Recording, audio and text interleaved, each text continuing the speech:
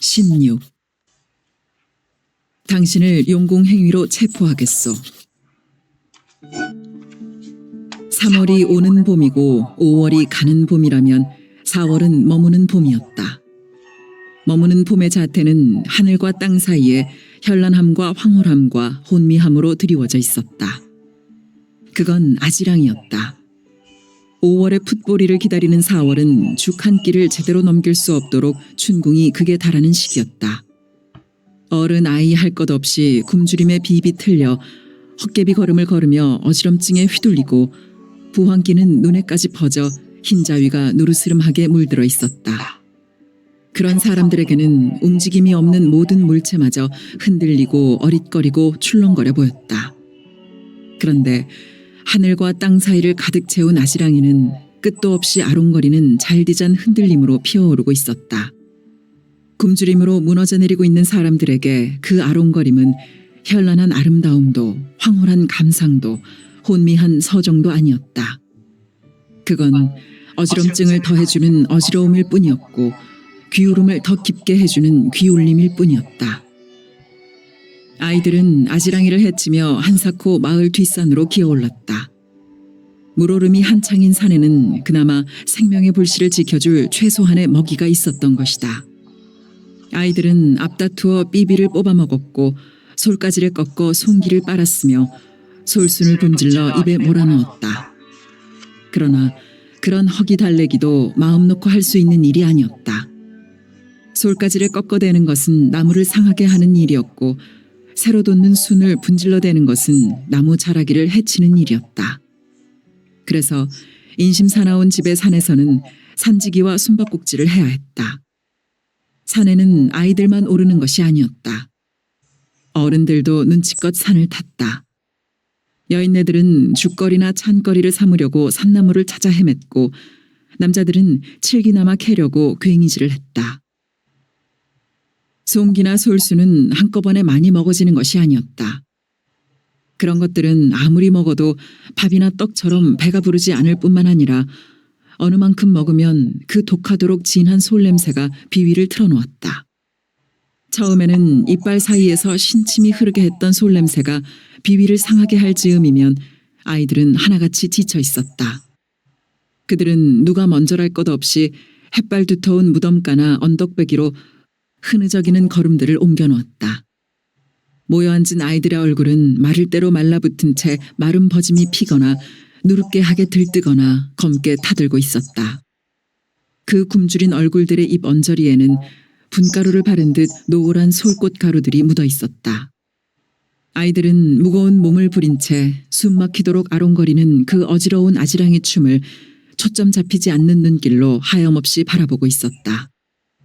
아지랑이 속에서 짙푸른 보리밭도 아롱거리고 자운형꽃 붉은 논도 아롱거리고 검은빛 먼 산도 아롱거림을 바라보며 아이들은 어서 5월이 그리고 6월이 오기를 기다렸다. 5월이 오면 보리서리 밀서리가 시작되고 6월이 오면 감자서리 꽃게잡이를 하게 되었다. 여름이 되어갈수록 배를 채울 것이 많아진다는 것을 아이들은 알고 있었다. 아이들은 삐비나 솔순만 먹는 게 아니었다. 찔레순도 껍질 벗겨 먹었고 뱀딸기도 따먹었고 개더덕도 캐먹었다. 먹는 것인 줄 번연히 알면서도 그러나 아이들이 손대지 않는 것이 한 가지 있었다. 6월 들어 연글기 시작하는 목화 달래였다. 보리서리 밀서리 같은 것도 어른이나 주인의 눈들을 피해야 하는 것이었지만 들키게 되더라도 어른들은 새 쫓듯이 먼 발치에서 소리만 질렀는데 다래를 따먹다가 들키면 어른들은 정말 화가 나서 머리통에 주먹질을 해대게 마련이었다. 주인이든 아니든 어른들이 그러기는 마찬가지였다. 어른들이 왜 그러는지를 아이들은 알았다. 보리나 밀은 사람이 먹고 사는 음식이었고 다래는 솜으로 두고두고 써야 하는 물건이지 먹어 없애는 음식이 아니었다. 붉은 점이 돋아나기 전에 어린 다래는 달치근한 물기를 품고 있어 꽤나 먹을 만했다. 그러나 아이들은 인적이 전혀 없는 산밭을 지날 때도 초록빛 어린 다래에서 애써 눈길을 돌렸다. 모습이 보이지 않는 종달새는 아지랑이 가득한 하늘 그 어디에선가 맑은 소리를 굴리고 허기진 아이들은 아지랑이의 취약이라도 한 듯 따스한 햇발 속에서 시름시름 잠에 빠져들어갔다. 어른들은 맹물을 마시고는 죽을 먹은 듯, 죽을 먹고는 밥을 먹은 듯 마음을 다잡아가며 몸을 놀려야 하는 것이 4월이었다. 소작을 붙이고 있는 논밭 농사 채비는 더 말할 것도 없었고 집안 농사에도 세심한 신경을 써야 했다. 논밭 농사 잘못 지으면 1년을 굶어야 하고 텃밭 농사 잘못 지으면 반년을 굶어야 한다는 말은 전혀 틀린 말이 아니었다. 논밭 농사는 잘 되면 잘 되는 대로 못 되면 못 되는 대로 소작료 바치고 나면 가슴 텅 비는 허망함만 남았다. 그러나 텃밭 농사는 그것이 비록 곡식은 아닐지라도 그런 허망한 상실감 없이 내 손으로 지어 내 입에 넣는 옹골지고 알찬 맛이 있었다. 여름부터 가을까지의 반찬거리가 넉넉해지느냐 아니냐는 텃밭 농사를 얼마나 알뜰살뜰하게 짓는가에 달려 있었다. 바깥 농사가 남자가 채를 잡는 농사라면 텃밭 농사는 순전히 여자가 책임지는 농사였다. 넓을 수 없는 텃밭에 농사를 지어 2차례 걸친 반찬거리를 만들어내야 한다는 것은 가난한 살림살이를 꾸려가야 하는 농촌 안악내의 부지런함과 슬기로움을 동시에 필요로 하는 일이었다.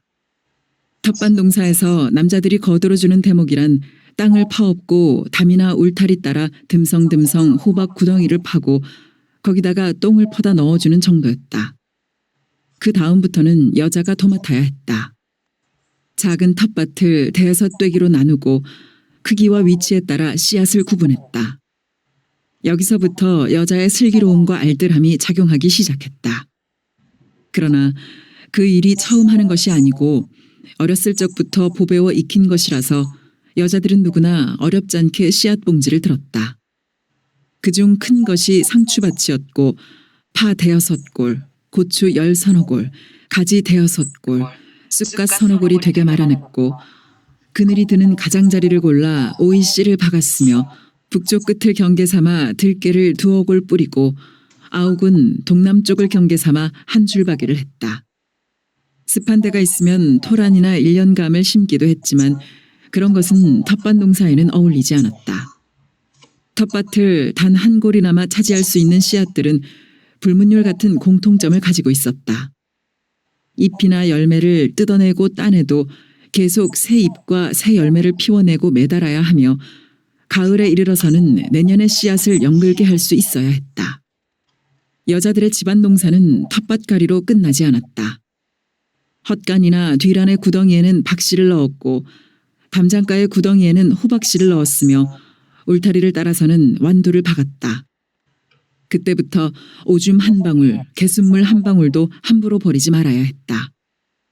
잘 삭은 오줌은 채소에 더할 수 없이 좋은 비료였고 아침 저녁 골 따라 부어주는 개순물은 채소가 쑥쑥 자라게 하는 어디에도 없는 힘이었다. 텃밭과 담장가를 새끼 돌보듯 정성을 들이면 반찬 걱정은 따로 할 것이 없었다. 식은 보리밥에 상추쌈 푹 꽂히면 제격이었고 아욱국에 상추 겉절이면 또 한 끼가 넘어갔고 애호박을 썰어 넣어 된장찌개 끓이고 호박잎 밥에 쪄내면 저녁밥이 배불렀고 생깻잎 양념장에 절이고 가지무침을 올린 다음 완두콩 한 줌을 섞어 지은 보리밥을 넣으면 그 밥상이야말로 푸짐한 여름 밥상이었고 거기다가 아이들이 물푸기를 해서 잡아온 붕어라도 있어 방앗잎 얹어 얼큰하게 찌개를 해놓으면 보리밥도 별미였다. 농가에서 아무도 돌보는 일 없이 계절 따라 자라났다가 계절 따라 꽃을 피우고 계절 따라 쓰러져가는 몇몇 꽃이 있었다. 장독대 뒤쪽에선 키 큰 접시꽃, 장독대 앞에 줄 선 맨드라미, 봉숭아, 채송화가 그것이었다. 그 꽃들은 누구에게 후대를 받는 일이 없이 그렇다고 박대를 받는 일도 없이 가난한 초가삼간이 대부분인 농가의 유일한 치작물로 꽃피움을 하고는 제 계절을 무심한 듯 살다가 갔다. 남도 지방의 여인네들이 텃밭 농사에 못지않게 신경 쓰고 샘내는 농사가 있었다. 그건 삼농사였다. 삼은 더운 기운 속에서 물기 머금은 땅이면 어디서나 잘 자랐다. 손질이 별로 필요 없는 데다가 농사를 지었다 하면 그대로 돈이 되는 것이 삼농사였다. 실은 실대로 돈이었고 배를 짜놓으면 더 말할 것 없는 큰 돈이었다. 삼농사는 여자들이 자기네들 손으로 올릴 수 있는 유일하고도 알토란 같은 부수입이었다. 그러나 너나 없이 30 뿌릴 땅을 원했으므로 삼농사를 손수 짓기란 그리 쉬운 일이 아니었다. 남도지방 처녀들이 예로부터 시집가기 전에 첫째 조건이면서 절대 조건으로 길쌈할 줄 아느냐는 물음을 남자 쪽으로부터 받는 것이 길쌈이 농가 부업으로 얼마나 큰 비중을 차지하는 것인지를 입증하는 것이었다. 무더운 여름이 긴 남도지방은 삼재배의 최적이었고 논농사도 밭농사도 마땅하지 않은 땅에 삼씨는 뿌려져 삼배로 짜여졌고 그 삼배 필들은 장마다 모아져 삼재배가 어려운 북부지방으로 실려가 귀한 물건이 되었다. 북쪽에서 귀한 받기는 삼배만이 아니었다. 목화도 더워야만 잘 되는 까닭에 무명배도 북쪽에 가면 귀히 여겨지기는 마찬가지였다. 그래서 북쪽 지방에서는 피륙이 당당하게 돈 노릇을 대신했던 것이고 남쪽 지방에서는 쌀이 돈을 뒤로 밀치고 앞으로 나서 모든 교환 가치의 기준이 되었다. 먼 길 떠나는 나그네의 노자가 피륙이었던 것이 북쪽 관행이었고 크고 작은 물건들을 사고 파는데 쌀 몇 대 값이냐로 따지는 것이 남쪽 관행이었다. 며느리감 될 처녀를 놓고 길쌈할 줄 아느냐를 확인하는 것이 남도지방의 풍습처럼 되어버린 것은 단순히 부업을 시켜먹자는 의도만이 아니었던 것이다. 여자는 엉치가 실해야 하고 남자는 어깨가 실해야 한다는 말이 있었다. 그것은 곧 여자의 힘은 엉치에서 나오고 남자의 기운은 어깨에서 나온다는 말과 맞통하는 것이었다. 여자에게 있어서 엉덩이가 실해야 한다는 데는 여러 가지 의미가 복합적으로 담겨 있었다. 엉덩이가 실하지 않고서는 먼저 남자를 제대로 실을 수 없는 데다 애기집이 실할 리 없고 애기집이 실할 리 없으니 애기가 실할 수 없고 실하지 않은 애기를 실하지 않은 엉덩이가 무사하게 받쳐낼 리가 없었던 것이다.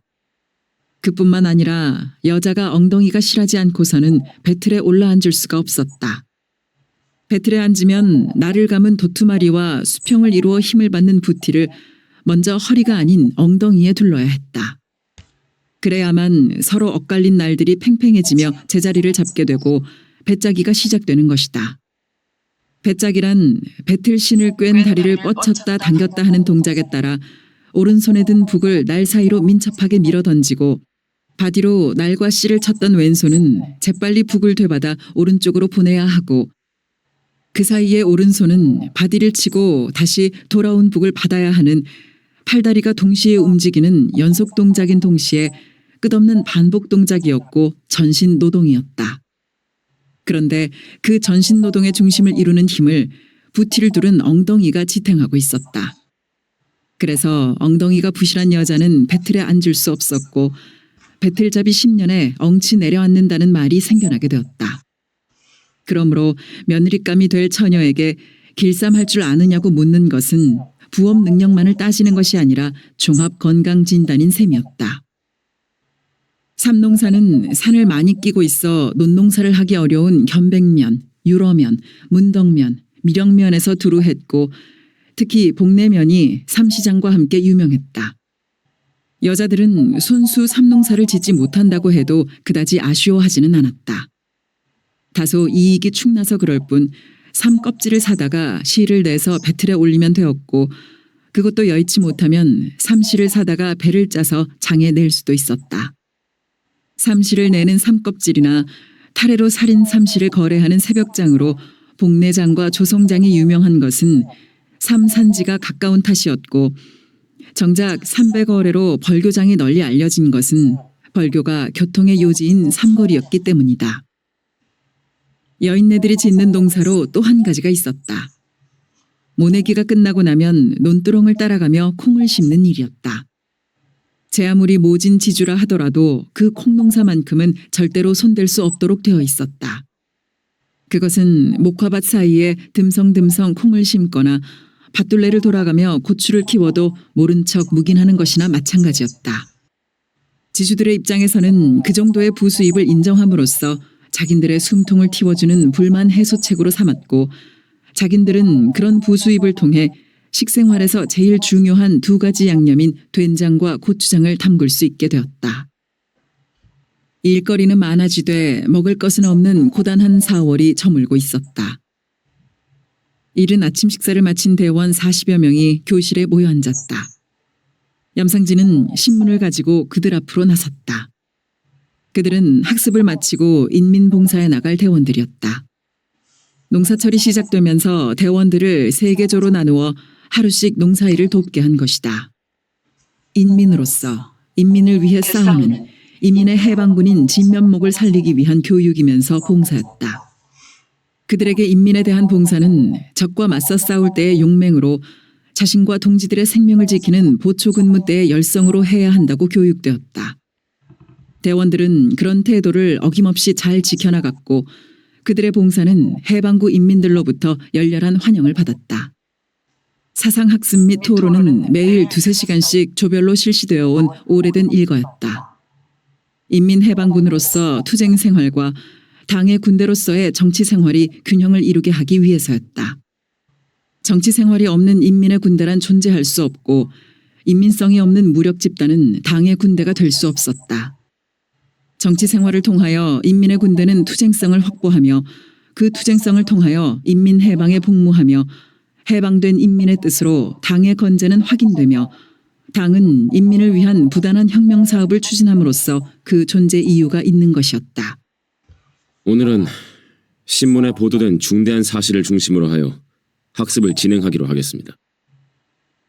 염상진은 잠시 말을 끊고 신문을 펼치며 대원들을 두루 살피고는 그저께 그러니까 4월 29일에 미 제국주의의 괴뢰 이승만이가 그의 서양 마누라 프란체스카를 데리고 비행기로 제주도를 방문했습니다. 여러분, 왜 이승만이가 고양이처럼 생긴 서양 마누라까지 데리고 제주도를 찾아갔을까요? 제주도 경치 구경을 갔을까요? 바닷가에서 뱃놀이를 하려고 갔을까요? 여러분, 그것이 아닙니다.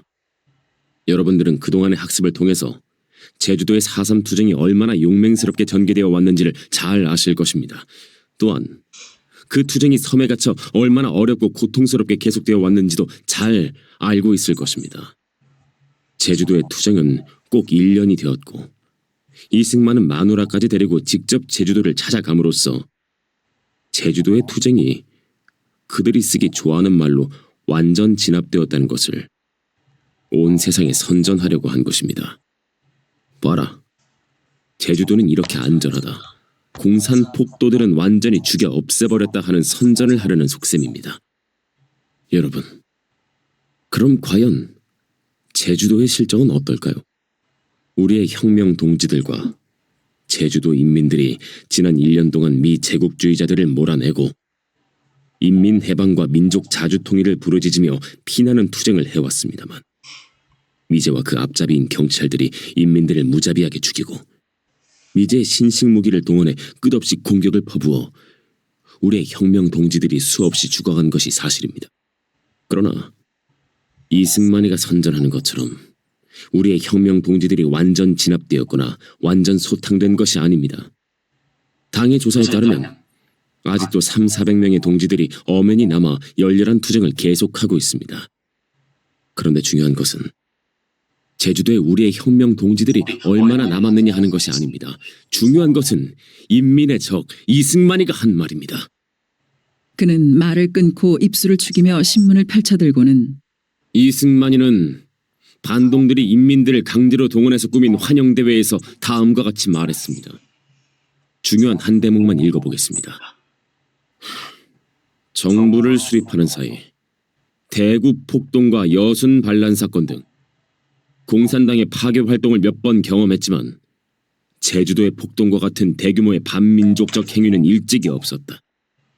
나는 한 사람도 남김없이 역적도배를 절멸하라고 군경 추노에게 지시하고 있다. 폭동의 진압은 시간 문제이다. 여기까지가 이승만이 연설한 대목인데 어려운 말은 절멸이군요. 절멸이란 완전히 망해서 없어진다는 뜻입니다. 그러니까 멸망이나 같은 뜻이고 여기서는 섬멸이나 박멸 같은 말과 똑같은 뜻으로 쓰인 겁니다. 또 알아듣기 어려운 말은 없습니까? 염상진이 대원들을 좌우로 둘러보았고 없구마이라. 인자 그런 정도 말이야. 쌈박쌈박하니 알아 묵어불지라. 왔다 그 빌어먹을 영감탐구가 누구 보고 역적도배라고 주둥이 까는 것이여? 삽것 이 역적도배야. 쥐가 김스러. 여기저기서 터져나오는 말들이었다. 여러분, 염상진은 신문을 접고는 방금 읽은 이승만의 말 중에서 중요한 대목은 어디겠습니까? 바로 나는 한 사람도 남김없이 역적도배를 절멸하겠다는 대목입니다. 이것은 앞으로도 계속해서 제주도의 인민들을 학살하겠다는 말입니다. 그리고 그건 제주도에서 끝나는 것이 아니라 바로 여기 우리들을 향해서도 하는 말입니다. 이승만이 한 말은 바로 멸공 그것입니다.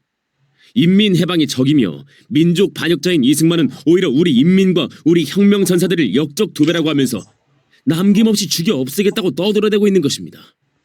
여러분, 너무 슬프고 가슴 아픈 일이지만 우리는 냉정한 판단으로 제주도의 투쟁이 매우 어렵게 되어가고 있음을 인정하지 않을 수가 없습니다.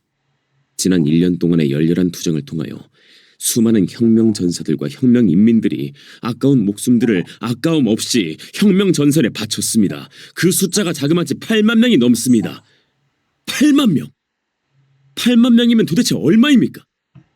우리 군 전체, 어린아이에서부터 노인네까지를 하나도 남김없이 죽여버린 것이 바로 8만 명입니다, 여러분. 그것이 바로 이승만 도당이 미제국주의자들과 작당에서 저지른 만행입니다.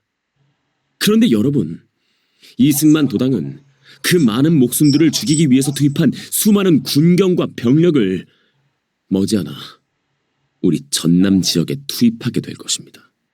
오늘의 학습을 통해서 강조하고자 하는 점이 바로 이것입니다. 제주도 병력이 우리 전남 지역에 투입되면 우린 어떻게 해야 하겠습니까? 겁을 먹어야 하겠습니까? 도망을 가야겠습니까? 항복을 해야겠습니까? 더 시게 심지게 싸워야 되라. 제주서 죽은 사람들 왼수 갚아야지라. 하모니라. 우리도 죽을 때까지 싸워야 해요. 대원들의 외침이 교실을 흔들었다. 예, 여러분. 염상진은 손을 들어 분위기를 가라앉히고는 혁명 전사 여러분들의 열렬한 투쟁 의욕에 대하여 뜨거운 박수를 보냅니다. 바로 그것입니다. 우리는 이승만 도당이 그렇게 잔악하게 나오면 나올수록 더욱 돌덩이같이 굳게 뭉쳐 불덩어리 같은 투쟁 정신으로 더욱 용맹스럽게 혁명 투쟁을 감행해 나가야 하는 것입니다. 우리는 빛나는 인민혁명을 향하여 두 발짝 전진할 수는 있어도 그까짓 이승만 도당의 공격이 심해진다고 하여 한 발짝이라도 후퇴할 수는 없는 일입니다.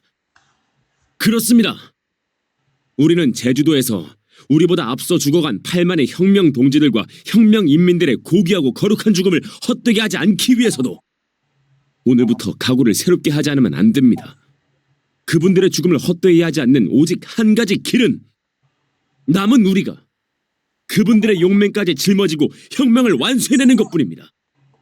여러분, 우리는 다시 한번 지나간 역사의 투쟁 기록을 가슴에 새겨봅시다. 10일 인민항쟁, 27 구국투쟁, 4.3 투쟁, 단선 저지 투쟁. 이런 혁혁한 투쟁을 통해서 얼마나 많은 투쟁 인민들이 거룩한 피를 흘리며 죽어갔는지 여러분들은 이미 직접 겪기도 하고 학습을 통해서도 똑똑하게 알고 있습니다. 그러한 투쟁들 다음으로 이어진 것이 바로 지금 우리가 싸우고 있는 여순 투쟁입니다. 혁명전사 여러분, 지금 우리가 이 자리에서 앞서 죽어간 분들의 죽음을 다시금 가슴에 새기고 있는 것처럼 수많은 인민들도 앞서간 분들의 죽음을 똑똑히 기억하고 있습니다. 이것이 바로 살아서 숨쉬고 있는 역사라는 것입니다. 다시 한번 강조합니다. 역사는 무심하게 흘러가는 세월이 아닙니다. 역사는 우리들이 매일매일 전개하는 투쟁 속에서 여러분들의 손으로 만들어지고 있으며 여러분들이 만들어내는 역사는 앞서간 분들의 투쟁을 이어받고 있는 것입니다. 마찬가지로 우리가 오늘 당장 투쟁 전선에서 죽어간다 해도 우리의 투쟁은 또 다른 전사들이 이어받으며 우리를 기억하게 됩니다. 그러므로 여러분들은 오늘의 주인이면서 역사의 선봉이고 투쟁 중에 죽어간다 해도 그 목숨은 인민의 역사, 혁명의 역사에 영원히 살아있게 되는 것입니다. 우리는 다시 한번 우리의 위대한 지도자 레닌 동지의 가르침인 무엇을 할 것인가를 생각하면서 오늘을 기하여 앞으로의 투쟁을 더욱 용맹스럽게 전개하고 모두가 각오를 새롭게 다짐하기 위하여 지금부터 오늘의 학습에 대한 토론으로 들어가기로 하겠습니다. 염상진은 대원들을 바라보며 긴 숨을 내쉬었다. 당신을 용공행위로 체포하겠소. 헌병 중위의 입에서 터져나온 말이었다. 용공행위라니. 본능적인 방어 태세를 갖추며 심재모의 입에서 튀어나간 말이었다. 반항할 생각은 마시오. 중위의 말은 싸늘했다. 그의 양쪽 옆에는 두 사병이 심재모를 향해 칼빈 총을 겨누고 있었다. 좋소. 그 용공행위가 뭔지 자세히 밝히시오. 침착해지기 위해서 두 주먹을 으스러져라 말아쥐고 있는 심재모의 의식은 자신이 저지른 용공행위가 무엇인지 찾아내려고 극도로 긴장되어 있었다. 그의 머릿속에서는 자신이 이곳에 주둔한 이후 처리한 사건들이 빠르게 지나가고 있었지만 용공행위로 몰릴 만한 것은 짚이지 않았다. 그건 내 소관이 아니오. 내가 아는 건 그 영장에 적힌 것뿐이고 내 임무는 당신을 서울까지 호송하는 거요. 중위의 턱짓에 지배당하기라도 하듯 심재모의 눈길은 책상 위로 떨어졌다. 책상 위에는 접었던 자리가 선명한 체포영장이 놓여 있었다. 거기에는 아까 본 것과 한자도 달라진 것 없는 자신의 인적 사항 아래 체포 사유를 용공행위라고 적은 4글자가 또렷하게 박혀 있었다. 심재모는 눈을 꼭 감았다. 그리고 한숨을 내쉬었다. 가슴이 허물어지듯 하는 그 깊고 진한 한숨을 따라 그의 어깨가 처져내렸다. 한숨의 숨결이 거기까지 미쳤는지 책상 위의 영장이 가늘게 떨렸다. 시간이 없소. 10분 내에 사무를 정리하시오. 심재모의 체념을 눈치챈 중위가 밀어붙이듯이 말했다. 정리할 사물은 없고 전화나 한두어 군데 했으면 좋겠어. 담뱃갑을 꺼내고 있는 심재모의 얼굴은 핏기 없이 딱딱하게 굳어 있었다. 글쎄요. 그건 곤란한데요. 당신이 여길 떠나는 사유가 민간인에게 알려지는 건 군대 기밀 누설이요.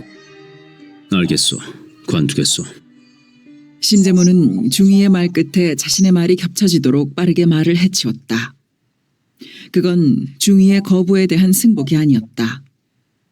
중위가 말하는 사이에 생각해보니 막상 전화 걸 데가 없었던 것이다. 그가 전화를 걸려고 했던 데는 두 곳이었다.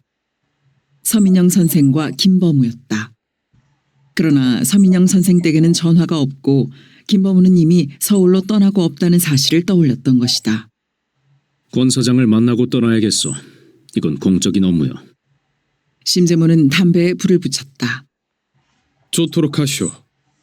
순간적으로 멈칫했던 중위가 옆에 부하에게 눈짓을 했다. 사병이 문을 열었고 밖에서 초조하게 서 있던 권 서장은 곧 안으로 들어왔다. 서장님, 제가 떠나게 됐습니다. 심재모는 웃으려 했다. 그러나 그의 얼굴은 어색스럽게 구겨졌다. 아니, 어찌된 일입니까? 권 서장은 다급하게 심재모의 책상 앞으로 다가섰다. 나도 잘 모를 일이요. 심재모가 책상 위에 영장을 집어들어 권 서장 앞으로 내밀었다. 용공행위. 4글자를 확인하는 순간 권 서장의 머리를 치고 지나가는 것이 있었다. 씨를 받도록 여자를 유로로 들여보는 일이었다. 그 일이 결국... 그러나 권 서장은 그 말을 입 밖에 낼 수가 없었다. 총을 겨누고 있는 살벌한 분위기도 분위기였지만 그 말을 꺼내서 지금의 심사령관에게 도움될 것이 아무것도 없었던 것이다. 그동안 저를 도와준 것 고마웠어. 심재모는 손을 내밀며 서민영 선생님한테 못 뵙고 떠난다더라고 전해주시오. 그는 눈에 많은 말을 담고 있었고 손을 맞잡은 권 서장은 그의 눈을 마주보며 무슨 뜻인지 알겠다는 얼굴로 고개를 끄덕였다. 김범우 선생에게도. 심재모는 권 서장의 손을 놓으며 흘리듯이 말했다. 갑시다. 서울까지라면 천리길이요. 심재모는 모자를 쓰며 말했다. 그건 권 서장에게 자신이 잡혀가는 곳을 알리는 뜻이었다. 중위가 허리춤에 끼워져 있던 수갑을 뽑았다. 도망갈 생각은 추호도 없으니 여긴 그냥 나가게 해주시오. 심재모는 헌병 중위를 똑바로 쳐다보았다. 중위도 심재모를 똑바로 쳐다본 채 잠시 침묵이 흘렀다. 좋소. 당신 말을 믿기로 합시다. 중위가 수갑을 허리춤에 찌르며 말했다. 중위가 앞서고 심재모가 그 뒤를 따랐다. 심재모의 뒤를 두 사병이 총을 겨누고 따랐다. 일을 하고 있던 10서너 명의 경찰과 군인이 모두 차려 자세를 취하고 있었다. 자세를 똑바로 갖춘 심재모는 앞만 주시한 채 걸어 밖으로 나갔다. 사무실을 나서며 심재모는 햇빛을 강하게 의식했다. 고개를 약간 들었다가 눈살을 찌푸리며 눈길을 아래로 내렸다. 당분간 햇빛을 못 보게 될지도 모른다는 강박감의 작용인지도 몰랐다. 심재모는 경찰서 앞에 대기 중인 지프차에 올랐다. 사령관님, 다시 오셔야 합니다. 차가 움직이자 권 서장이 소리치며 거수경례를 했다. 심재모는 그 경례에 답하며 무슨 말인가를 하려 했지만 차는 이미 권 서장의 모습을 뒤로 밀어낸 다음이었고 막상 할 만한 말도 없었다. 심재모는 다시 오셔야 합니다 한 권 서장의 말을 다시 오시게 하겠습니다 하는 뜻으로 듣고 있었다. 그래, 다시 돌아와야 한다. 여기로 올 때 이런 꼴로 떠나려고 온 것이 아니었다. 다시 돌아와 처음 왔을 때처럼 당당한 모습으로 떠나야 한다. 심재모는 허리가 처져 내리며 전신이 내려앉는 것 같은 무거움을 느꼈다. 그는 몸을 부려버렸다. 차는 소하다리를 건너고 있었다. 광주가 아니라 순천으로 방향을 잡은 것이다. 내가 정말 벌교를 떠나고 있구나. 심재모는 마침내 자신이 잡혀가고 있다는 사실을 실감하고 있었다. 그는 왼쪽으로 눈길을 던졌다. 횡계다리와 나간벌 일부와 옥산 줄기가 한눈에 들어왔다. 자신이 이름 붙인 M1 고지는 보이지 않았다. 오른쪽으로 빠르게 눈길을 옮겼다. 철교와 중도 들판과 끝없이 긴 포구가 다시 한눈에 들어왔다. 어느 쪽을 보거나 경치가 아름다운 고장이라는 생각을 그는 되짚었다. 구룡 쪽에서 진트제를 걸어올라 마루에 서서 처음 벌교를 바라보았을 때의 느낌은 잊을 수가 없었다. 멀리로 바라보이는 벌교라는 생소한 이름의 읍은 절로 감탄이 흘러나올 만큼 아름다운 경치를 이루고 있었다.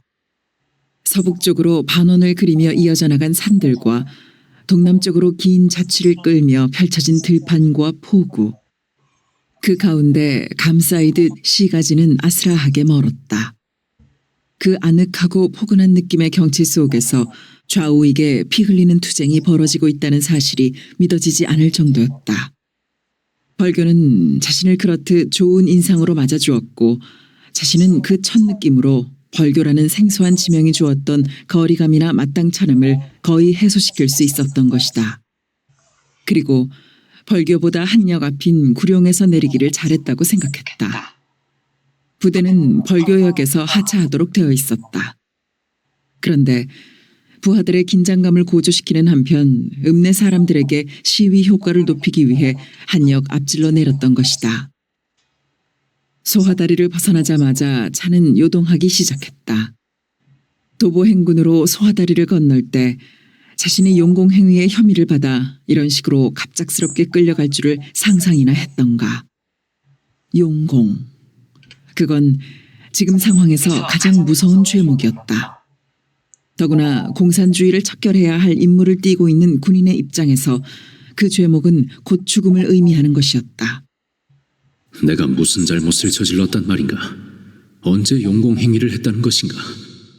아무리 생각해도 그런 혐의를 받을 만한 일을 한 적이 없었다. 내가 아직도 흥분하고 있는 것인가? 무슨 꼬투리가 없이 아무 근거가 없이 사람을 잡아갈 리는 없지 않은가? 그것이 무엇일까? 처음부터 차근차근 다시 생각해봐야 한다. 주머니에 손을 넣어 그는 담뱃갑을 잡았다. 그런데 앞자리의 중위에게 신경이 쓰였다. 같은 중위이면서 벌써 죄인이 다 됐나? 그는 자조적인 웃음을 물었다. 담배 피워도 되겠어? 좋도록 하시오. 심재모는 몸을 웅크리고 담배에 불을 붙였다. 몇 번이고 연기를 깊게 빨아들였다. 그런데도 담배는 가슴에 차는 만족감을 주지 못했다. 그다지 즐기는 담배가 아니었으므로 평소 같았으면 분명 부담이 될 만큼 빨아들인 연기였다. 그는 계속 담배를 깊게 피웠다. 벌교라는 곳은 여러 가지로 이상하고 특이한 데가 많았다.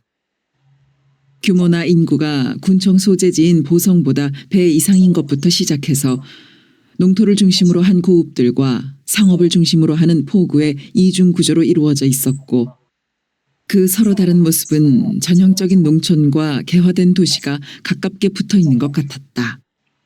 보통의 읍단위에서 볼 수 없는 다양하고 규모가 큰 상점들, 솥공장, 철공소, 제재소, 주정공장, 정미소와 같은 시설들, 금융조합, 우체국, 공설시장, 사진관 등의 규모가 그 어떤 도시와 거의 다를 게 없고 소방서까지 갖추어져 있는 데는 놀라지 않을 수 없었다. 그게 바로 벌교의 장점이면서 문제점인지도 모릅니다. 이곳은 일정 시대부터 도시화가 이루어졌습니다. 그래서 이곳 사람들은 다른 곳 사람들과는 많이 다릅니다. 지주는 지주대로 땅만 믿고 있는 재래 지주가 아니라 사업을 겸하고 있는 신식 지주가 많고 농민들은 농민들대로 눈 열리고 귀가 열려 아는 것이 많습니다. 그러니 그 관계에 갈등이 자꾸 심해집니다. 가까운 보성이나 고흥의 보수성에 비하면 벌교는 너무나 진취적이고 벌교의 진취성에 비하면 보성이나 고흥은 또 너무나 보수적이고 그렇죠. 벌교를 순천이나 여수와 나란히 비교하는 것도 그 도시화 때문일 겁니다. 일정 때부터 여수나 순천에 잘 사는 여자들이 입는 신식 옷을 이곳에 잘 사는 여자들도 같은 시기에 입었습니다. 여수에서 백길로 반나절밖에 안 되기 때문이죠. 그래서 다른 고장 사람들은 벌교 사람들의 영악스럽다거나 약바르다고 나쁘게 말하기도 합니다만 그건 반대로 말하면 영리하고 똑똑하다는 뜻이기도 할 겁니다. 그게 다 도시화의 영향이겠죠. 참 우스운 건 보성군이나 보성에서 이러저러한 일이 있었다 하고 공적으로 거론하는 사건들은 태반이 벌교에서 일어난 일들입니다. 그런데 행정단위 중심으로 사건 정리를 하다 보니 벌교는 감춰지고 보성이 드러나게 되는 거지요. 같은 군내에 있으면서도 두 지역 사람들의 감정이 서로 묘하게 뒤틀려 있는 게 결코 우연한 일은 아닐 겁니다. 심사령관이 이곳에 오기 전에 보성은 알았으면서도 벌교를 몰랐다는 것도 다 그 때문입니다. 이곳이 특히 좌익세가 강한 것도 다 그런 맥락에서 파악하면 될 겁니다. 화순의 좌익세가 강한 건 탄광이 있기 때문인 것과 같은 거지요. 김범우의 설명이었다. 벌교는 자신에게 많은 것을 깨우쳐주고 생각하게 한 곳이었다. 시골에 묻혀있기는 아깝도록 해박한 서민영 선생. 무언가 깊은 생각에 빠져있는 것 같은 언제나 우울한 빛의 손승호. 우익의 편은 분명 아니고 그렇다고 좌익의 편도 아닌 채 손승호와는 달리 행동성을 가진 김범우. 그런 사람들을 벌교라는 땅에서 만난 것은 뜻밖이었다. 그리고 얼굴을 마주대한 적이 없는 염상진. 군당 위원장이라는 간부직을 가졌음에도 불구하고 부대를 직접 지휘하며 작전 일선에 나서고 있는 그는 특이한 존재가 아닐 수 없었다. 간부 우선 보호라는 그들의 원칙 뒤에서 몸을 사리지 않고 앞으로 나서서 위험을 무릅쓰는 그는 벌교 사람이라서 그리 특이한 것인가. 모를 일이었다. 차는 회정리 3구를 지나 장양리로 접어들고 있었다. 연대본부의 소환도 아니고 서울로 체포를 당해가는 걸 보면 보통 사건은 아닌 거다. 내가 도대체 무슨 잘못을 저질렀는가? 벌교에 주둔하는 동안 잘못한 일은 아무것도 없다. 사건이야 많았지만 그때마다 공정하게 처리했고 치안 유지에도 토벌 작전에도 최선을 다했다.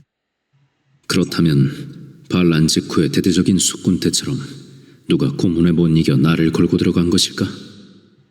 나를 알고 있는 그럴 만한 장교가 누군가? 그의 뇌리에는 함께 훈련을 받았던 면면들이 빠르게 스쳐 지나갔다. 그러나 딱히 짚히는 얼굴이 없었다. 그는 다시 원점으로 돌아왔다. 차는 진트제를 오르느라고 속력이 느려져 있었다. 그는 오른쪽으로 고개를 돌렸다. 처음 보았던 그대로 벌교는 먼 경치로 드러나 보였다. 내가 이 꼴로 이 고개를 넘다니. 오늘이 대체 며칠인가? 5월. 그렇지, 12일이지. 작년 11월 20일이었으니까 6개월. 그래, 6개월을 살았군. 벌써 그렇게 되었나? 아, 손수건을 그대로 책상 속에 놓고 왔구나. 경황이 없었으니 글쎄, 그 여자는 누굴까? 차는 진트제 마루를 넘어서자 속력을 내기 시작했다. 차의 흔들림이 갑자기 심해졌다. 심재모는 어금니를 꾹 맞물며 눈을 내리감았다. 벌교의 원경이 그대로 망막에 남아 있었다. 심재모가 떠나자마자였다. 서장 권병재는 봉병 같은 일을 당하게 되었다. 아, 속 시원하게 됐다. 젊은 놈이 시건방지게 까불더니 결국 쇠고랑을 쳤군. 네, 그럴 줄 알았다. 그런 말씀이야. 토벌대장 임만수는 통쾌해 죽겠다는 듯 마음껏 목청을 높여대며 몸부림을 하듯 팔다리를 뻗치고 휘두르고 했다. 심재모와의 첫 대면에서 그가 당한 일과 그 뒤로 죽어 지낸 것을 생각하면 그럴 수도 있는 일이었다. 그런데 그는 그것으로 그치지 않았다. 요새 같은 비상시에 토벌대장 권한이 서장보다 먼저란 건 당신도 잘 알겠지. 오늘부턴 내가 총지휘관이오. 당신 심간홈한테 하는 걸 보니까 나이는 구하관의 직책 우선, 계급 차선이란 원칙을 아주 잘 지키던데 그래. 나이 어린 심가를 그렇게 꼬박꼬박 잘 모셨으니 오늘부터 날 그렇게 모시리라 믿소. 하고 미리 말해두겠는데 앞으로 계엄사령관이 어떻게 생긴 자가 올지 모르지만 당신 또 그렇게 군발이 편들면서 빌빌대지 말라고. 경찰이 언제부터 군발이 사타구니에 끼어 살았냐 이거야. 빨갱이 새끼들 등살에 형편이 다급해져 임시 변통으로 군발이를 앞세운 것뿐이지. 경찰은 엄연히 족보로나 권력으로나 군발이하고는 될 게 아니다 이거요. 당신도 환히 알겠지만 우리 경찰 족보라는 건 일정 때부터 창창하게 뻗어내려온 것이고 권력으로도 이 나라를 세우는데 앞장서 혁혁한 공을 세운 우리 경찰이 당할 게 어디 있어. 군발이 그것들이야. 우리 손으로 다 만들어낸 우리 새끼들이나 다를 게 뭐 있냐 그거요. 근데 당신은 뭐야? 그동안 우리 경찰의 체면과 위신을 젊은 놈 앞에서 다 깎아내리지 않았냐 말이야. 앞으로 이 점 특히 조심하시오. 심재모의 책상에 다리를 척 걸치고 앉은 임만수는 거침없이 쏟아놓고 있었다. 권 서장은 그 돌변 앞에서 아연하지 않을 수가 없었다. 그가 뭐라고 짓거리고 어떻게 행동을 하든 간에 권 사장은 아예 탓을 하지 않기로 작정해버렸다. 그가 아무리 설친다 해도 계엄사령관 자리는 곧 충원이 될 것이기 때문이었다. 권 서장이 심재모가 무슨 일로 어떻게 모함을 당했는지 그 전모를 파악하게 된 것은 그 다음이었다. 웜에 시원한가 3년 묵은 채가 뚝 떨어지고 10년 묵은 티눈이 쏙 빠진 거 맹키로 시원하고 시원하다. 나가 종거는디 지놈이 안 당하고 성하겠어? 이 시상에 나가 종가서 성할 놈 하나도 없은께로. 왔다. 그동안 저놈이 언제 당할 것이다냐 기둘림수로 말 참아내니라고 목구녕에 곰팽이가 탱탱 쓸어 뿌렸네. 아, 지금이 어떤 시상이라고 지놈이 빨갱이 새끼를 베개하냐 그것이오. 빨갱이 처 없애란께 빨갱이 새끼 베개여서 빨갱이 숫자 늘려주는 그것이야 영축 없는 용공행위제. 왔다 고 새끼 뼈다고 뿜질러질 생각하니께 참말로 속 시원하시. 염상구는 경찰서 안에서 마치 제 능력을 과시라도 하는 듯 떠들어댔던 것이다. 그런 염상구 앞에서 그 누구도 그런 행위에 대한 잘잘못을 지적하지 않았다. 다만 심재모가 끌려가게 된 이유를 모르고 있다가 그 내막을 확실하게 알게 되었고 서로를 멍하니 바라보며 고개들을 저을 뿐이었다. 권 서장은 그때서야 임만수도 그 모함에 가담되어 있으리라는 사실을 깨달았다. 내 성격이 워낙 과단성이 없어서 그렇지. 나도 실은 속으로는 심재모가 마땅치 않았었소. 자리 때문에 마지못해 대어온 것뿐이지. 연부장이 아주 큰일을 해냈소. 어디 속 시원히 그 이야기 좀 들읍시다. 권 사장의 유도 신문에 염상군은 아무런 의심도 품지 않고 이 일을 꾸며간 내막을 신바람나게 다 털어놓았다. 권 서장은 그 음모에 분노하면서도 하루가 지나기 전에 사건 전모를 파악하게 된 것을 다행으로 여겼다. 뒤수습할 시간이 빨라질수록 그만큼 심재모에게는 유리해지는 것이었다. 만약 염상구가 임만수처럼 입을 봉하고 말았다면 심재모가 체포당한 이유를 알아내는 데만 며칠을 소모하게 되었을 것이다. 그런 면에서 염상구는 미우면서도 고마운 존재였다. 권 서장은 심재모의 집 주소를 찾아내기 위해 사무실 책상과 하숙방을 다 뒤졌다. 하숙방 책상 서랍에서 집에서 온 서너 통의 편지를 찾아낼 수 있었다. 권 서장은 심재모의 신상에 일어난 일과 그 수습책에 대해서 쓸 수 있는 한 자세하게 써서 편지부터 붙였다. 그리고 아무도 눈치채지 못하게 서민영을 찾아갔다. 고개를 약간 숙인 자세로 이야기를 다 듣고 난 서민영은 아무런 반응 없이 미동도 하지 않고 앉아 있었다. 지루할 정도로 그 시간이 길었다. 권 서장은 자신의 숨소리가 자꾸만 커지는 것 같아 숨소리를 죽이려고 애쓰고 있었다. 그래요. 놀랍긴 하지만 능히 있을 수 있는 일이요. 이윽고 서민영은 낮은 목소리로 말하며 고개를 끄덕였다. 그 끄덕거림이 또 한참이나 계속되었다. 그게 극우 테러의 본보기인데 이 나라가 망쳐질 근원이 바로 그거요. 내 힘은 없소만 심사령관이 그자들의 희생물이 되게 방치할 순 없는 일이요. 서민영의 목소리는 여전히 낮았지만 거기에는 단호한 힘이 들어있었다. 선생님, 고맙습니다. 서민영의 능력을 경험한 바 있었던 권 사장으로서는 그 마음 결정이 그저 고마울 따름이었다. 아니요. 이건 누가 누구한테 고마워할 문제가 아니라 서로가 힘을 합해 해결해내야 할 문제. 예, 최선을 다하겠습니다. 그래요. 최선을 다하되 표를 내지 마시오. 권 사장도 그들의 표적이 될 테니까. 지금 우리 사회에선 공산주의가 무서운 게 아니요. 그런 무지막지한 극우 세력의 폭력이 무서운 거요. 그 좋은 본보기가 지난 1월에 세상을 경악케 한 특유의 암살 음모 사건 아니겠소. 친일 경력자들이 다시 현직 경찰 간부로 앉아서 특위 간부들과 그에 연관되는 국회의원들을 죽여 없앨 계획을 세우는 세상이니 심중이가 그런 모함당하는 것 정도야 여반장일게요. 마땅히 처단되었어야 할 부류들에게 미국 놈들은 권력까지 쥐어줬으니. 권 서장은 바늘방석에 앉은 기분이었다. 전 이만 물러가겠습니다. 그러시고 나와 긴밀히 연락 취합시다. 서민영이 앉은 뱅이 책상을 짚고 일어섰다. 심재모가 잡혀간 사실은 은민들을 놀라게 하는 사건으로 입에서 입으로 퍼져나갔다. 은민들에게는 우선 계엄 사령관이란 사람이 잡혀갔다는 사실 자체가 놀라움이었던 것이고 그가 왜 잡혀갔는지를 자세하게 알고 나서는 더 놀라며 몸들을 움츠렸다.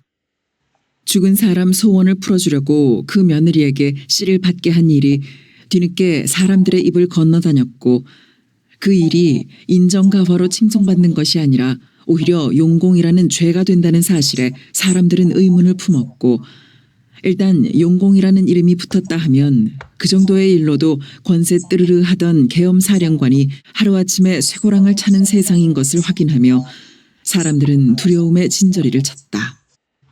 살인죄보다 더 무서운 죄가 용공이라는 것을 다시 깨우치며 의뢰 남의 밥에 콩이 커 보이고 죽은 사람에게는 관대해지겨 마련이듯 떠나버린 사람에게는 그리움만 남는 것인지 모른다.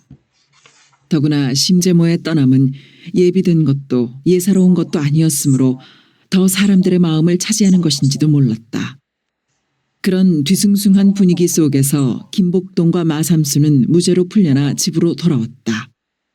틀림없이 살인죄인으로 몰려 평생을 감옥살이로 망치게 되었다고 절망에 빠져있던 그들을 살려낸 건 서운상인의 머슴 피보길이었다. 그의 말 한마디로 살인죄인이 되었다가 다시 그의 말 한마디로 죄 없는 몸이 된 것이었다. 사람의 말 한마디는 그렇게 무섭고도 중했다. 참말로 그 사람이 하늘 같은 은인이요. 어찌 맘 고쳐먹고 바른 말 해줬은 게 요리 풀려났지. 끝거정 거짓말 했음사 어찌 됐을 것이오. 그간에 겪은 고상 다 잊어불고 그 사람한테 고마워하시시오. 김복동의 아내 장흥댁은 눈물겨워했고 하모니라 그 사람한테 앙심 묵었던 거 다 풀어야제라. 이리 고맙고 고마운 일이 어디 또 있겠소. 자기도 몸 상한 처지에 그리 바른 말 혀주기가 어디 쉬운 일이다요.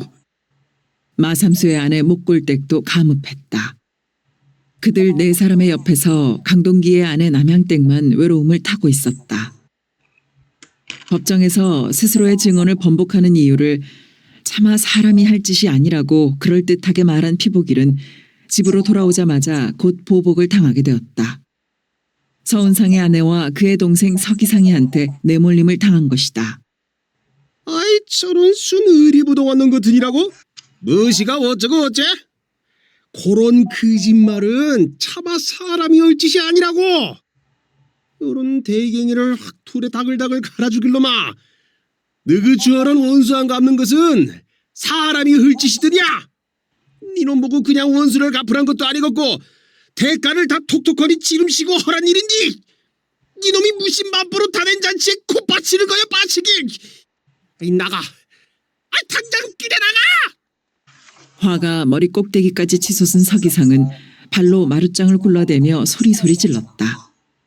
피보길은 이미 각오했던 일이라 태연하게 맞섰다. 평양 감사도 다 지하기 싫으면 그만인께라. 저도 말 받는 보세장 무소. 쌔바닥을 빼서 12토막을 낼놈 같으냐고. 한시도 이놈 꼬라지 보기 싫을게로. 당장에 나가거라. 당장에. 나도 인자 요놈의 집구석이라면 신물이 나는 사람이여. 나도 사람인디 2년 끊기로 헛마당에 이놈저놈 허들 바로. 애시당초 맘보 지대로 잘 썼더라면 그런 꼴 당했겠어. 다 죄는 지은 대로 가고 공은 닦은 대로 가는 법이여. 이거 묵고 살자고 머심소리 하다 본께 누구를 생각할 로 없는 빙신으로 알고 이려. 피보길은 마당에 침을 내뱉었다. 요 못된 인종아, 썩 나가그라, 썩 나가. 어디다 대고 포악이냐 포악이. 좋소. 나도 인자 떡 해놓고 빌어도 요런 더러운 놈의 집구석에는 안 있겠어. 피보길은 가래를 도두어 또 마당에 내뱉고는 기세 좋게 돌아섰다. 어차피 짐을 쌀 마당에 할 소리는 하자는 배포였고 머슴살이 면할 기회를 잃어버린 바에는 머슴살이 할 때는 얼마든지 있었던 것이다.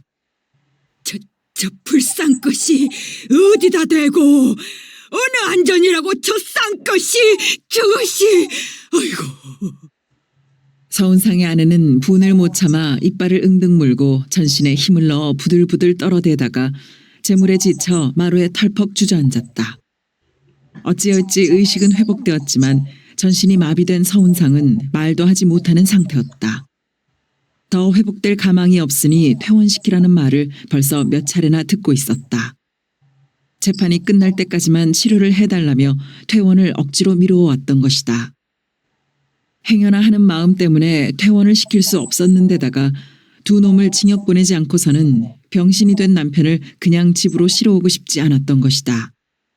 남편이 병신이 된 만큼 안갚음을 하게 되리라 철석같이 믿었었는데 그런데 머슴놈이 미쳤는지 환장을 했는지 말을 뒤집고 만 것이다. 남편이 변을 당한 것이 첫 번째 날벼락이라면 그건 두 번째 날벼락이었다. 재판장에 들어가기 직전까지 알것서라 하던 놈이 그렇게 느닷없이 말을 뒤집을 줄 상상이나 했었던가. 두 놈은 풀려나버리고 병신이 된 남편만 집으로 실어올 수밖에 없게 된 것이다. 원통하고 분하고 허망하고 기가 막혀 서은상의 아내는 제 가슴팍을 치고 저고리를 쥐어뜯었다. 소리 안 나는 종이 있으면 저놈을 방싸 죽여야 한다. 이빨을 갈아붙이며 아니 금매 받아놓은 밥상 엇법불기도 유분수제. 무슨 생각으로 그런 반편이 같은 짓거리를 혔습디요 금매? 피복일의 아내는 남편이 방으로 들어서자마자 다잡고 들었다.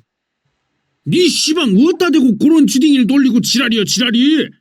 반편이라니 주둥이 찢어지기 전에 싸게 짐이나 싸. 피복일은 험악하게 눈을 부릅뜨고 소리치며 반짓꼬리를 걷어찼다. 그는 아내의 입을 막기 위해서 일부러 행동을 과장하고 있었다. 엄마 똥싼 놈이 큰 체 한다 등막 꼭 그짱이시웽. 그의 아내는 까딱도 하지 않은 채 도구른 눈길을 쏘며 코웃음을 쳤다. 네 참말로 분질을 껴?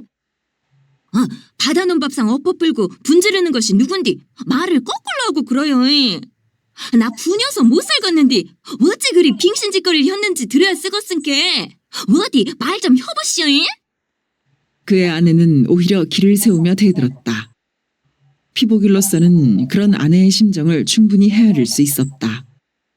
재판이 끝나면 쌀 15가마니를 받게 되어 있었고 그것이면 머슴살이 신세는 깨끗하게 면하게 되어 있었다. 그러나 그 설레던 꿈을 목숨하고 맞바꿔야 했는데 죽을 때까지 입을 열지 않기로 했으니 마누라에게 그 사연을 털어놓을 도리가 없었다.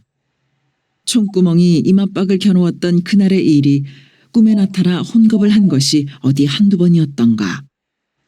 그동안 마누라에게 그 이야기를 할까 하고 몇 번 망설였지만 그때마다 아들하고는 목숨을 지켜야 할 비밀 이야기를 해도 마누라에게는 하지 말라는 말이 생각나 마음을 다잡고는 했었다. 마누라한테 이야기를 했다가 마누라가 말을 참지 못하고 입을 방정맞게 놀려 소문이 퍼지는 날에는 필경 그 총구멍 앞에 다시 서게 될 것이었다. 뭐라고 섰소? 말을 혀보란께로? 그의 아내가 바지가랑이를 잡고는 몸부림치듯 흔들어댔다. 얌탁이!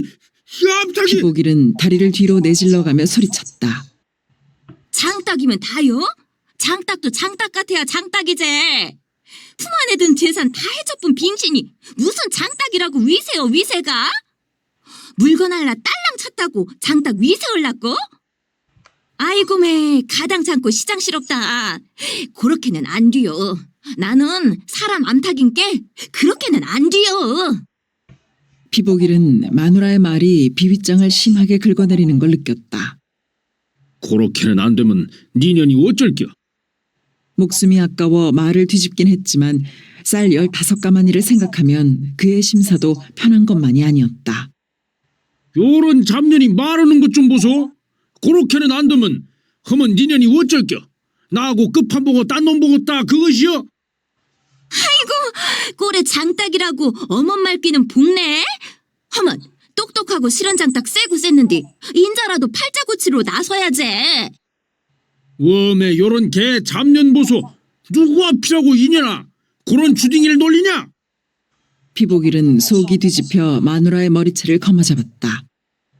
오냐 죽여라. 빙실짓 혼자 다 해놓고 머시가 잘났다고 머리채를 잡냐. 그의 아내는 피하는 것이 아니라 오히려 대들었다. 쌀 15가마니에 집착하고 있는 그녀도 열이 받칠 대로 받쳐 있었다. 시년이 뒤질라고 환장을 했구만. 죽었으면 어디 죽어봐라. 니년이 어디라고 댐비냐 댐비기. 피복일은 워락 마누라의 머리채를 낚아채며 무릎으로 가슴팍을 내질렀다. 죽여라 죽여. 니까지 것이 남자냐? 뒤로 자빠진 듯 싶었던 그의 아내는 어느새 몸을 일으켜 대들었다. 그려 오늘이 니년 제삿날이다. 피복일은 마누라를 향해 하나뿐인 주먹을 날리다가 발길질을 해대다가 더없이 거칠어졌고 그의 아내는 방구석으로 몰려가며 바락바락 소리를 질렀다. 피복일이가 아무리 팔 하나가 불편하다 해도 남자의 힘이었다. 그의 아내는 걷어채이고 짓밟히고 해서 방구석에 처박히고 말았다. 잡년이 넘 타는 속도 모르고. 피보길은 이 말을 내뱉으며 방문을 걷어차고 나갔다. 코피로 얼굴이 피범벅이 된 그의 아내는 그 말을 먼 소리로 들으며 이놈아, 니는 빙신 중에 산 빙신이여. 소리치고 있었지만 그것이 말이 되어 나오지는 못했다. 살인 미수범으로 몰려 벌을 받아도 끔찍하게 받을 줄 알고 있었던 마을 사람들은 김복동과 마삼수가 무죄로 풀려나게 되자 자기네들 일처럼 반가워했다. 그리고 지나간 일이 새롭게 입에 오르내리게 되었다. 사실 사람들의 입장에서는 그 사건의 결과만 알았을 뿐 장본인들이 바로 잡혀 들어가고 말아 일이 어떻게 벌어진 것인지 자세히 모르는 형편이라 새로운 사건이나 마찬가지였다. 김복동과 마삼수는 서로 다른 자리에서 서너 차례씩 그때의 정황을 세세히 이야기하지 않을 수가 없었다.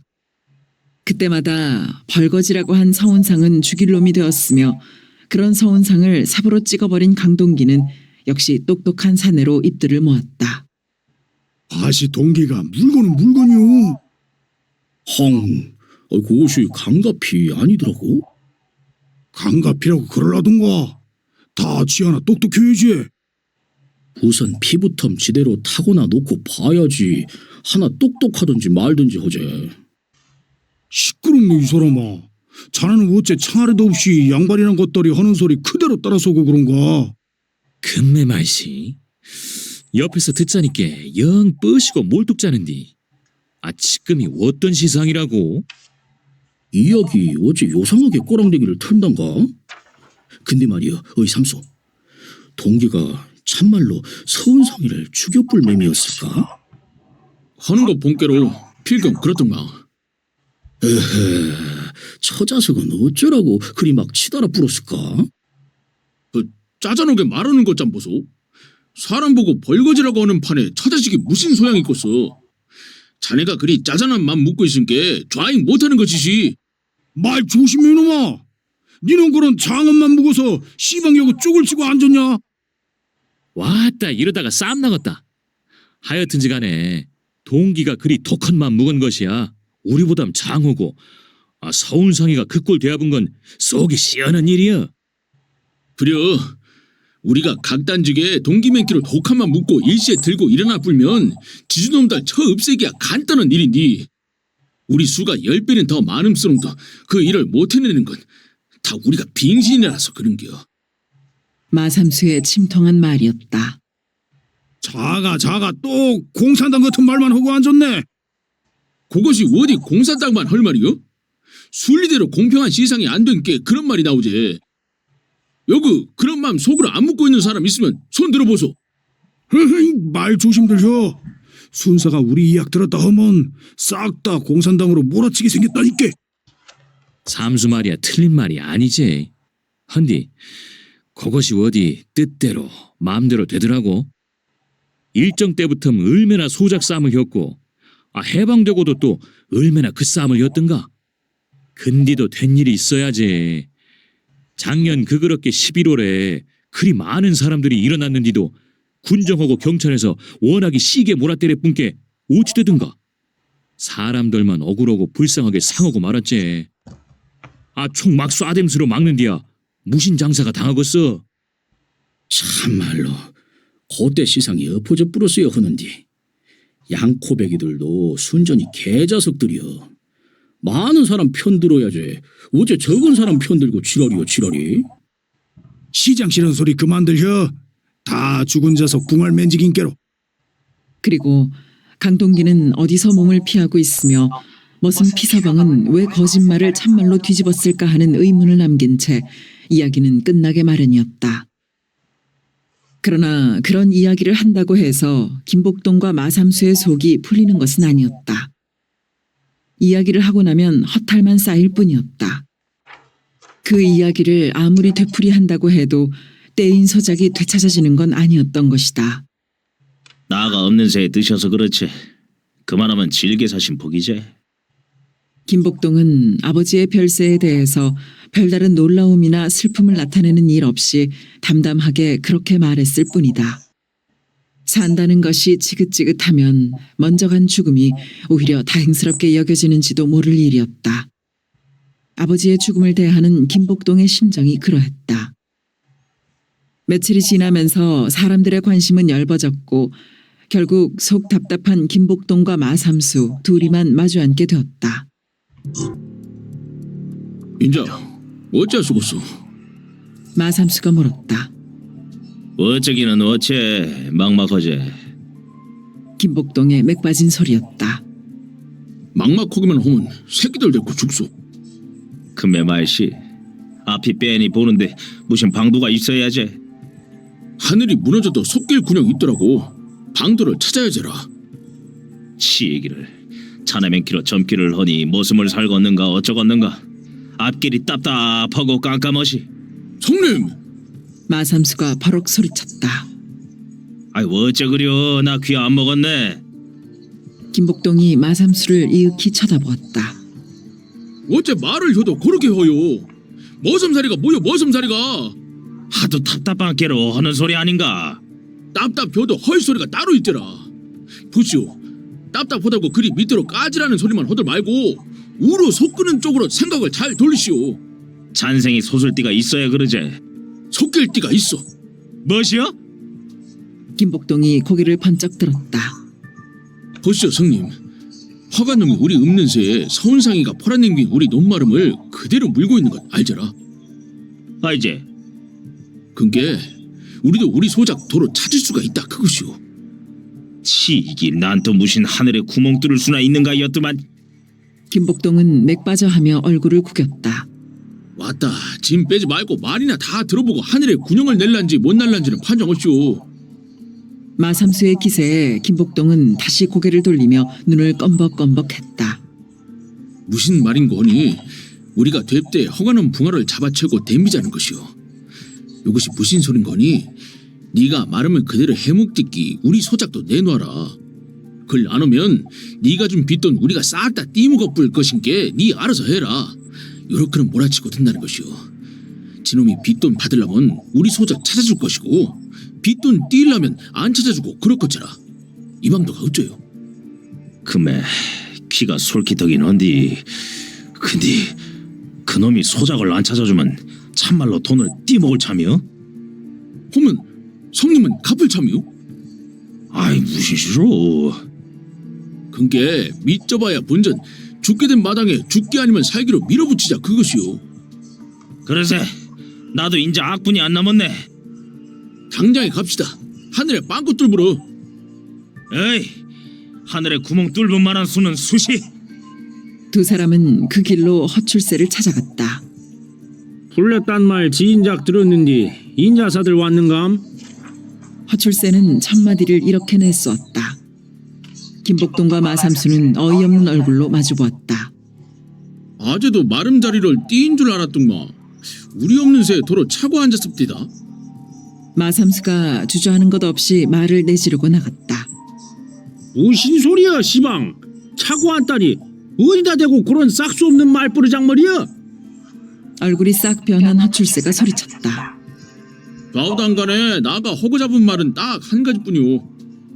아재가 도로 마름 해묵띠끼 우리가 붙이던 소작도 도로 붙이게 해둬라 그것이오. 아니 저놈이 시방 뭔 넉나간 소리하고 자빠졌는겨? 나가 니놈 종이냐 이놈아? 이래라 저래라 하게 빌어도 안 될 일을 그리 싸가지 없이야?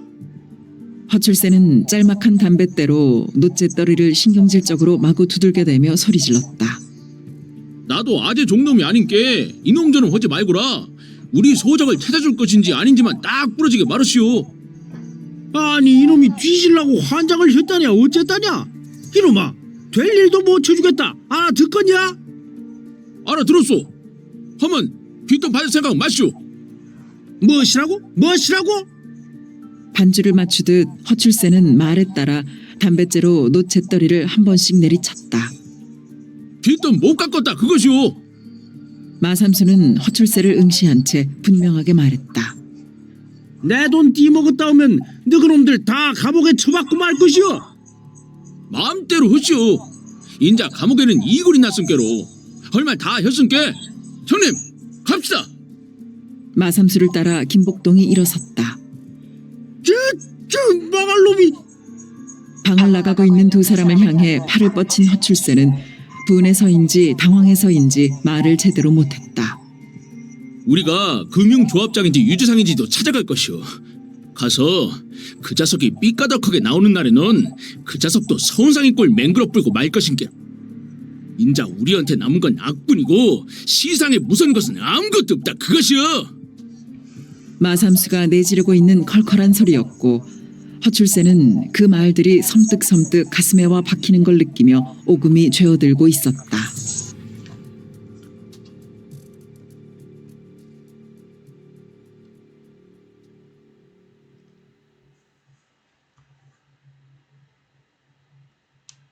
(17) 새로 부으는 바람. 임만수가 자칭한 총지휘관 노릇은 나흘로 끝이 났다. 후임 계엄 사령관은 오후 4시 기차로 도착했다.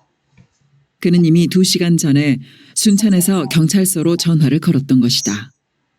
경찰서장을 확인한 그는 나 새로 부임하는 계엄 사령관이오. 16시에 도착이니까 역에 전군 병력을 도열시켜 주시오.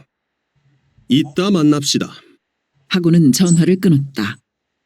권 서장은 손에 들린 수화기를 멍하니 바라본 채 한참이나 서 있었다. 거기에서는 쇳소리를 내는 목소리가 계속 튕겨나오고 있는 것 같았다. 권 서장은 까닭없이 침침해지는 마음으로 읍장과 임만수에게 그 소식을 알렸다. 그리고 강상사를 불러 병력 도열을 일렀다.